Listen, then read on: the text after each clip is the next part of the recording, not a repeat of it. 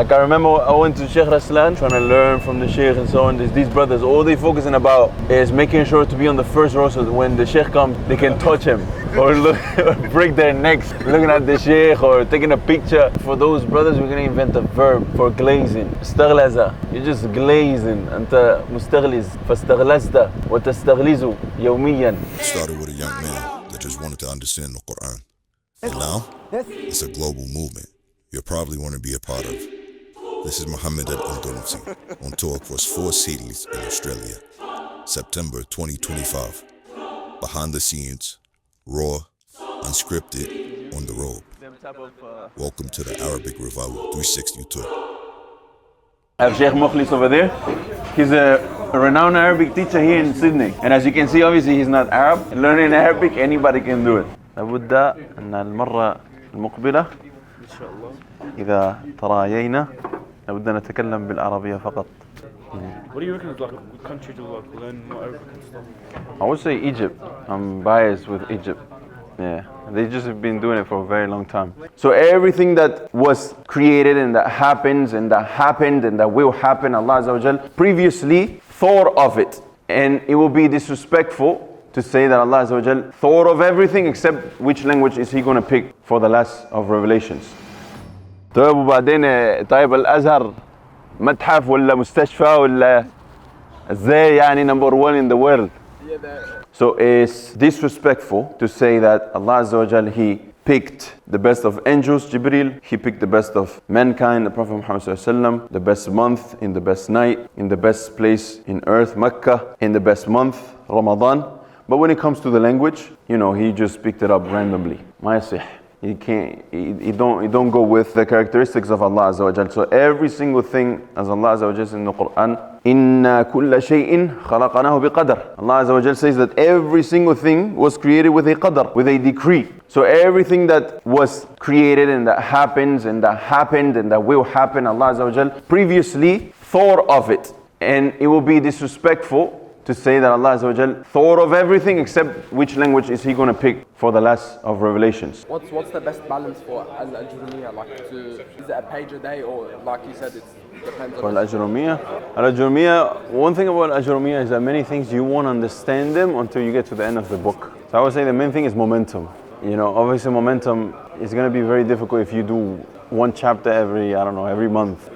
So try and squeeze it as much as possible. Try and keep the momentum as much as possible to get to the end of the book. Because, like I said, certain things at the end of the book will explain to you the first thing, the things that you learn in the beginning. Yeah, because I realized because I'm trying to learn how to read the Haraka, and Al-Jurumiyya is like the foundation of that.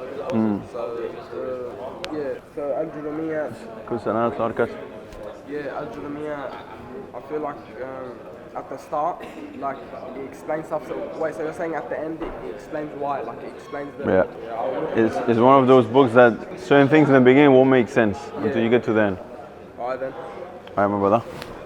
Nice to meet you, Akhi. Thank you for coming. Like I remember I went to Sheikh Raslan.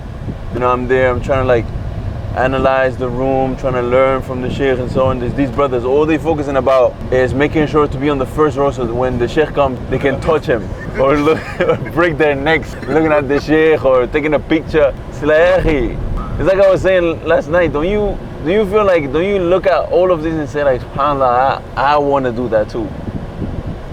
Instead of glazing, breaking his neck. For those brothers, we're going to invent a verb for glazing. We're going to Arabify it. We're going to call it istaghlaza. The brother, he's just mustaghliz. He's ghaliz. وكذلك غزال, which could actually be a word actually in the Arabic language. Like he's flirting with the Sheikh all the time. From the ghazal, which is flirting. It's an actual word. استغلظ. You're just glazing. أنت مستغلظ. فاستغلظت وتستغلظ يوميا. استغلظ يا أخي. استمر يا مستغلظ. Right now we are at Firdaus Center and we are going to do a صرف essential class بإذن الله عز وجل. So I'm just making sure that we're doing everything on the go. We're traveling, so I just prepared this morning. I'm trying to make sure that everything makes sense, everything looks good before the lesson. to make sure that we give the students what they look for. One verb can have different masadir, and that's why it's important to memorize. And here we get again into sarf essentials. Some students, again, they ask me, oh man, always looking for shortcuts. Do I really have to memorize the whole tasrif? Do I really have to memorize the masdar? Can I not just find a shortcut, a rule that I can just figure it out? Ya akhi, just memorize.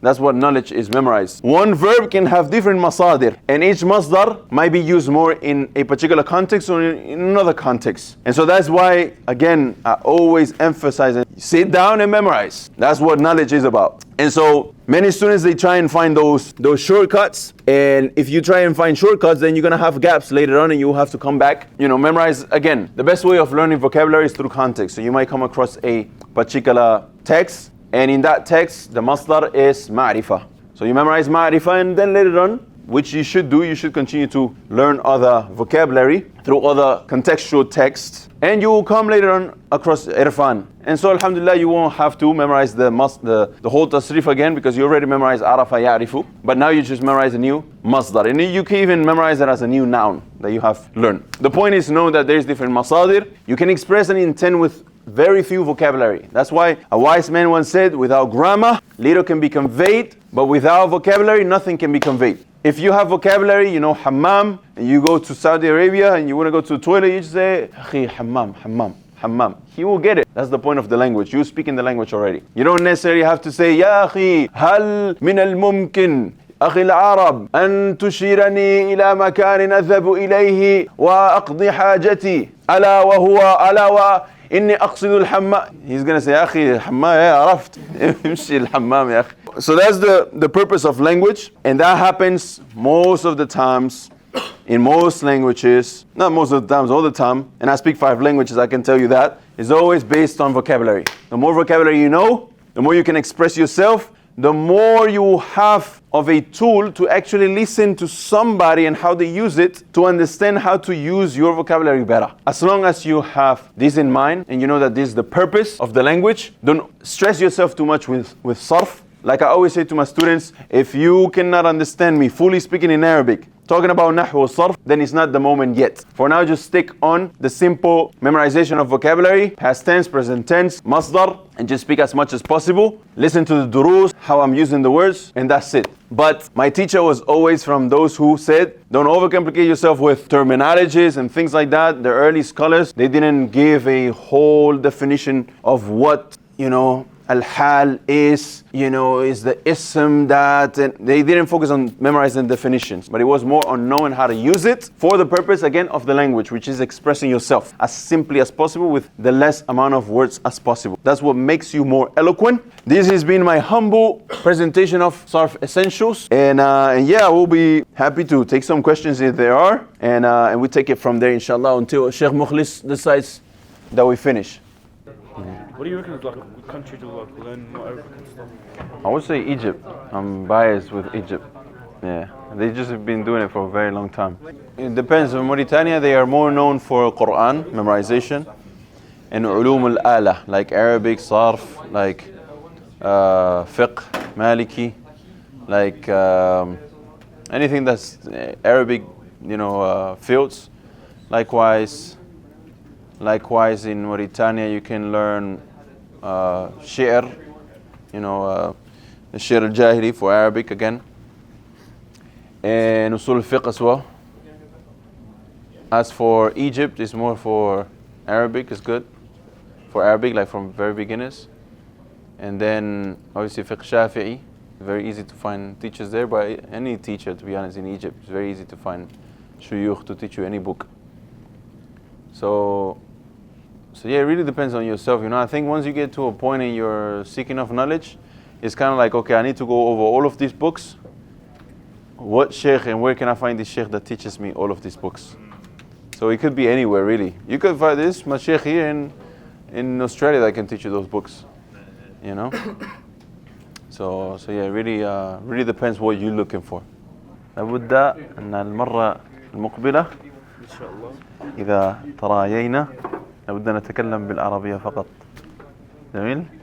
I can speak a bit, but it's like very rusty. That's the thing. No. 'Cause I haven't like spoken in ages.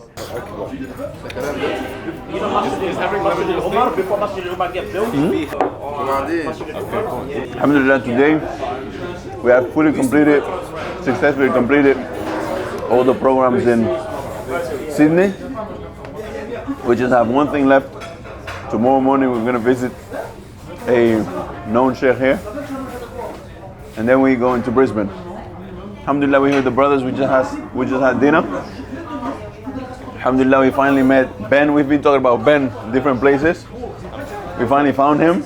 He was lost in some lost city, Wollongong. And so Alhamdulillah, I have Sheikh Mukhlis over there. He's a renowned Arabic teacher here in Sydney. And as you can see, obviously he's not Arab. So, as in تخد بالك يعني. Learning Arabic, anybody can do it. And Alhamdulillah, we have all these beautiful brothers here. Hamza as well. Hamza was in Egypt. He learned Arabic in Egypt. خد بالك كمان مع الشيخ حمزة. وكمان بقى عندنا صديقنا انت اسمك ايه يا بس؟ أغنى زيرنو. Anyways, as you see, we now a little bit more relaxed after the programs in Sydney. We'll see you in the next one. Hayakumullah. Should have the camera while he ordered it. Yeah, literally. He ordering you go to a steakhouse, he gets a banana smoothie, probably with 2 kilograms of sugar. And that is natural fruit. The smoke coming out, natural fruit. Smoke coming out of it. I didn't tell him to add no smoke. Why did they do that? All type of cuteness in the smoothie.